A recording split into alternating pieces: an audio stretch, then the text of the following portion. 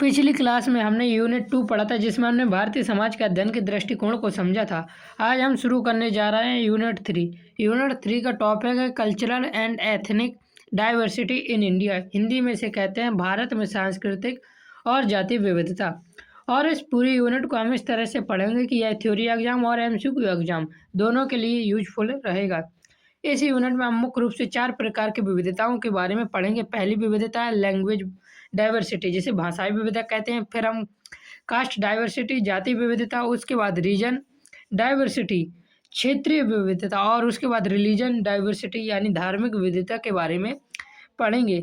भारतीय समाज की सबसे बड़ी विशेषता यह है कि यह इतनी विविधताओं होने के बावजूद भी एकता बनी रहती है। तो चलिए शुरू करते हैं आज के इस टॉपिक को। देखिए, भारतीय समाज में सांस्कृतिक एवं जातीय विविधता की प्रस्तावना यहाँ पे दी हुई है। भारतीय समाज विश्व के उन समाजों में से एक है जहाँ विविधता का स्तर अत्यंत व्यापक और जटिल है। इसका मतलब है कि भारत में बहुत प्रकार की भिन्नताएं पाई जाती हैं, जैसे भाषाई भिन्नता, धार्मिक, जाति, संस्कृति और जनजाति। इसी कारण भारतीय समुदाय बहुत जटिल माना जाता है। ये मैं आपको पहले भी बता चुका हूँ। यह भाषाई, धार्मिक, जातीय, जनजाति तथा सांस्कृतिक विविधता एक साथ विद्यमान है। भारतीय समाज एक रूप नहीं है। एक रूप का मतलब है सब एक जैसा होना। भारत में ऐसा नहीं है, यहाँ बहुत अलग अलग समुदाय रहते हैं। यह बहुरूपी समाज है।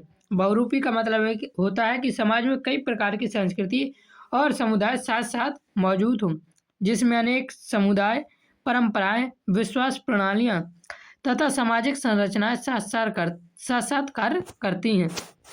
इसके आगे देखिए दिया हुआ है, इसके बावजूद भारतीय समाज विघटित नहीं है। इतनी विविधता होने के बाद भी भारत टूटता नहीं है, बल्कि एक राष्ट्र के रूप में बना हुआ है। इसका कारण है ऐतिहासिक निरंतरता, सांस्कृतिक समन्वय, सामाजिक सहिष्णुता तथा संवैधानिक ढांचा। हम भारतीय समाज की निम्न विविधताओं को क्रमबद्ध अध्ययन करेंगे। पहले हम भाषाई विविधता, धार्मिक विविधता, जनजातीय विविधता, जातीय संरचना, इसके बारे में अध्ययन करेंगे। फिर पढ़ेंगे बहुसंख्यक एवं अल्पसंख्यक की अवधारणा और सांस्कृतिक विविधता एवं राष्ट्रीय एकता के बारे में पढ़ेंगे। उससे पहले यहाँ से क्वेश्चन जो पूछे जाते हैं उन क्वेश्चन को एक बार देख लीजिए। यहाँ से जो सबसे ज़्यादा क्वेश्चन पूछा जाता है वह है भारतीय समाज की विविधता मुख्यतः किन आधार पर पाई जाती? केवल भाषाई, केवल धार्मिक, भाषाई, धार्मिक, जाति और संस्कृति, या केवल आर्थिक? इसका आंसर आप हमें कमेंट में बताएंगे। चलिए शुरू करते हैं। भाषाई विविधता। भाषा का समाज शास्त्रीय महत्व देखते हैं। पहले भाषा केवल संप्रेषण का साधन नहीं है, अर्थात भाषा सिर्फ बात करने का माध्यम नहीं है, बल्कि यह संस्कृति, पहचान, परंपरा को भी व्यक्त करता है। यह सामाजिक पहचान, सांस्कृतिक विरासत, ऐतिहासिक अनुभव और सामुदायिक एकता का आधार है। भारत में सैकड़ों भाषाएं और हजारों बोलियां बोली जाती हैं। प्रत्येक भाषा अपने साथ एक विशेष संस्कृति, परंपरा को लेकर चलती है, अर्थात हर भाषा के साथ उस समाज की परंपराएं, लोकगीत, साहित्य और संस्कृति जुड़ी होती है। अब भाषाई विविधता में देखते हैं उसकी संवैधानिक मान्यता। भारतीय संविधान की 8वीं सूची में 22 भाषाओं को मान्यता प्रदान की गई है, अर्थात भारत के संविधान में 22 भाषाओं को आधिकारिक मान्यता मिली है। और ये क्वेश्चन परीक्षा के लिए इम्पोर्टेंट भी है, मैंने बताया था। इसका अर्थ यह है कि ये भाषाएं भारत की मान्य भाषाएं हैं और इन्हें सरकारी संरक्षण भी प्राप्त है। अब देखिए तीसरी डेफिनेशन में दिया हुआ है भाषा परिवारों का वर्गीकरण। भारतीय भाषाओं के उनके मूल स्रोत के आधार पर 4 प्रमुख भाषा परिवारों में विभाजित किया है, अर्थात भारत की भाषाओं को उनकी उत्पत्ति के आधार पर 4 समूह में बांटा है। पहला समूह है इंडो आर्यन भाषा परिवार। यह भारत का सबसे बड़ा भाषा समूह है। भारत में सबसे अधिक लोग इंडो आर्यन भाषा परिवार की भाषाएं बोलते हैं। हिंदी, उर्दू, बंगाली, असमिया, मराठी आदि इस समूह में आती हैं। यहाँ से क्वेश्चन भी पूछे जाते हैं। अभी मैं आपको क्वेश्चन दिखाऊंगा कैसे पूछे जाते हैं। यह मुख्यतः उत्तर, पश्चिम और पूर्वी भारत में बोली जाती हैं। तो क्वेश्चन पूछा जाएगा इंडो आर्यन भाषा परिवार की भाषाएं कहाँ बोली जाती हैं? तो याद रखना उत्तर, पश्चिम और पूर्वी भारत में बोली जाती हैं। फिर दूसरा परिवार है वह द्रविड़ भाषा परिवार।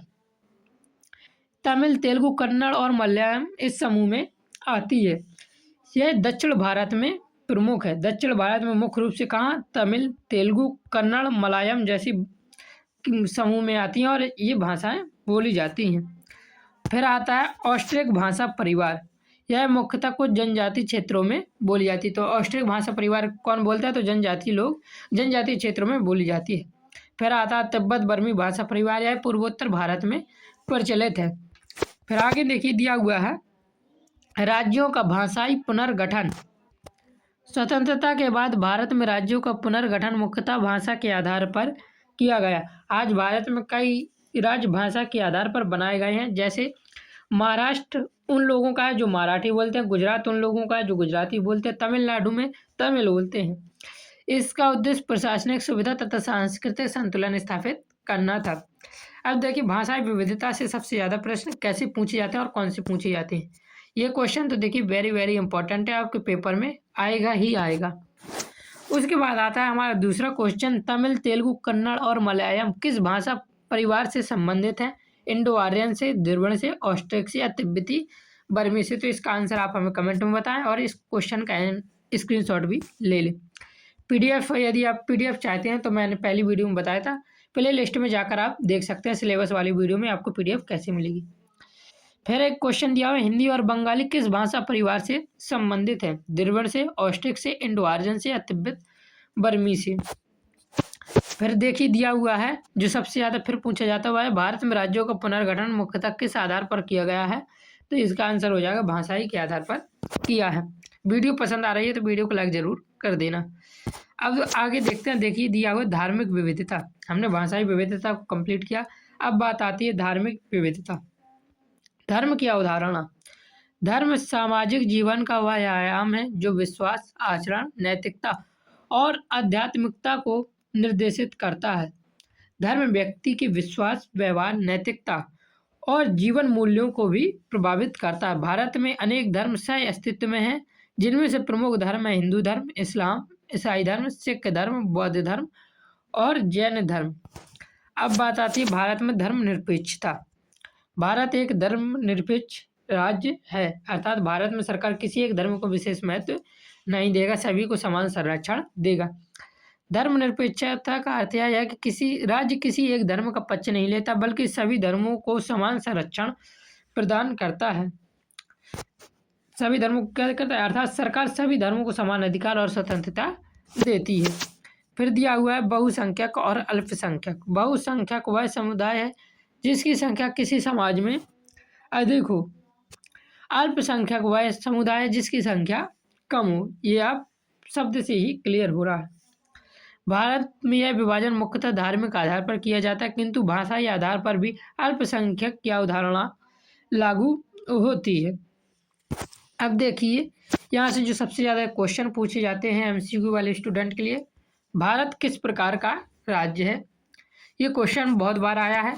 फिर दूसरा पूछा जाता है धर्मनिरपेक्षता का अर्थ क्या है? ये क्वेश्चन भी बार बार पूछा जाता है। आंसर कमेंट में जरूर करें, लिखने से क्या होता है एक बार याद हो जाता है।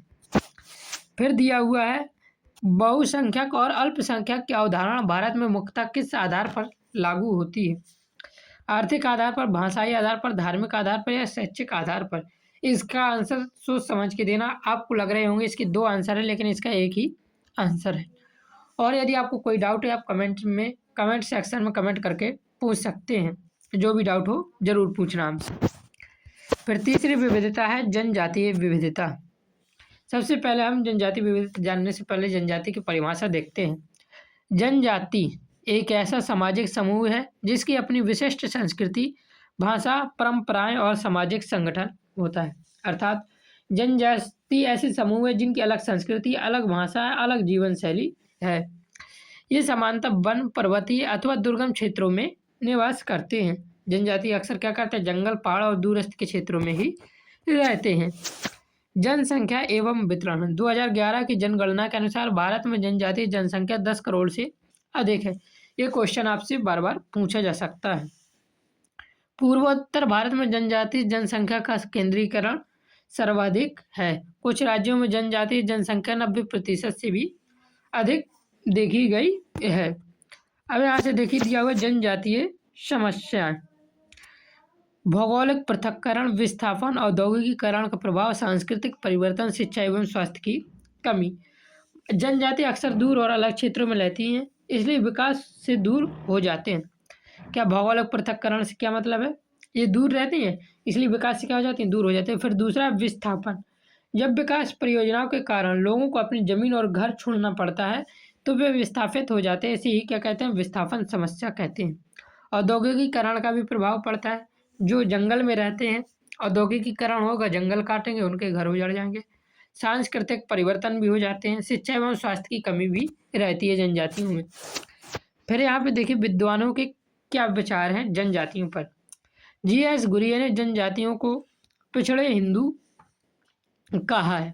डी.एन. मजूमदार ने सीमांत जनजाति की अवधारणा प्रस्तुत की। ये दोनों क्वेश्चन बहुत इंपॉर्टेंट है, याद रखना।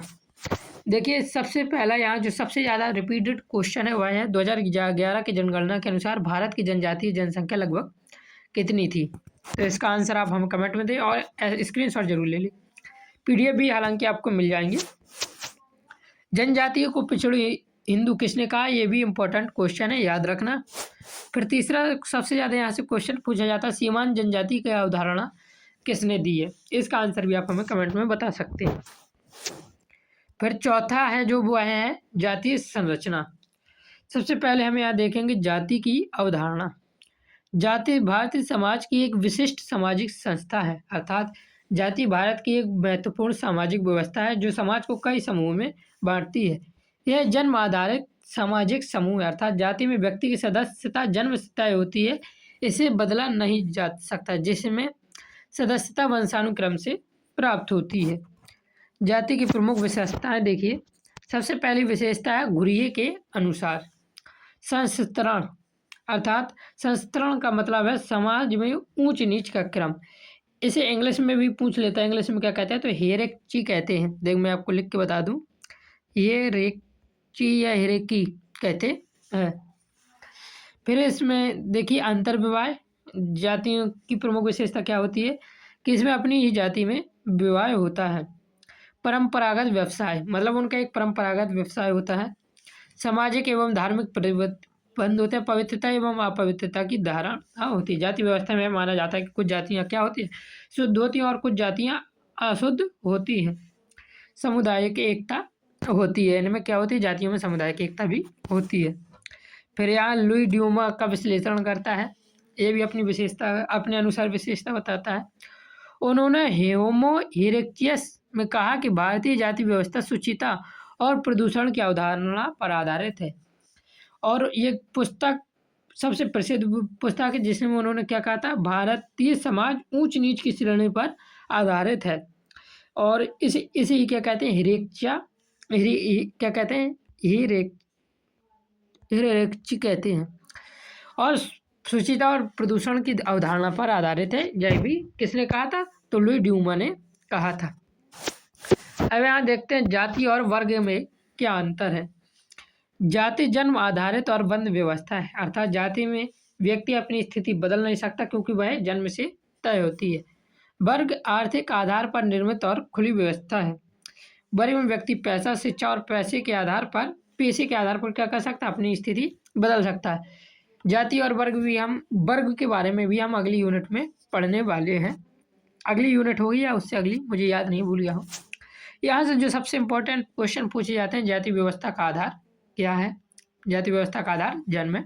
ये क्वेश्चन के आंसर आपको दे रहे हैं, मैंने जैसे बता दिया।